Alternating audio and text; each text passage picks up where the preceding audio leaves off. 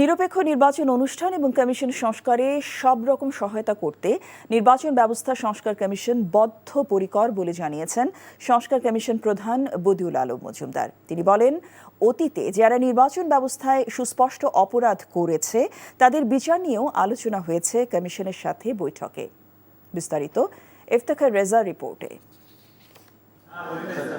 ধারাবাহিক কর্মসূচির অংশ হিসেবে বুধবার বিকেলে নির্বাচন ব্যবস্থা সংস্কার কমিশন প্রধান বদিউল আলম মজুমদারের নেতৃত্বে অন্যান্য সদস্যরা প্রথমবারের মতো আগারগাঁও নির্বাচন ভবনে যান। পরে বৈঠকে বসেন প্রধান নির্বাচন কমিশনার সহ অন্যান্য কমিশনারদের সাথে। আলোচনায় প্রাধান্য পায় ভোটাধিকার নিশ্চিত করা ও ভোটার তালিকা হালনাগাদ সহ নানা বিষয়। দিনকে রাত করা ছাড়া, রাতকে দিন করা ছাড়া সবই করতে পারে সুষ্ঠু নিরপেক্ষ নির্বাচনের খাতিরে। এবং এ ব্যাপারে আমাদের আইন যতটুকু বলা আছে, আমাদের আদালতের নির্দেশ আরও সুস্পষ্ট।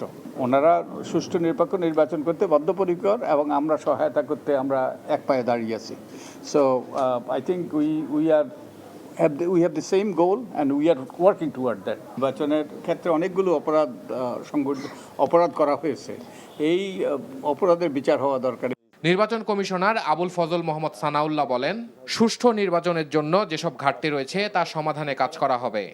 আপনারাও জানেন প্রেক্ষাপট, আমরাও জানি প্রেক্ষাপট, এবং মেজর ডেফিসিট যেগুলোতে আমাদের ঘাটতি আছে এগুলো আমরা সবাই জানি। আমাদের উদ্দেশ্যই ছিল একটা ভালো সুষ্ঠু নির্বাচন যখনই হোক না কেন কিভাবে করা সম্ভব।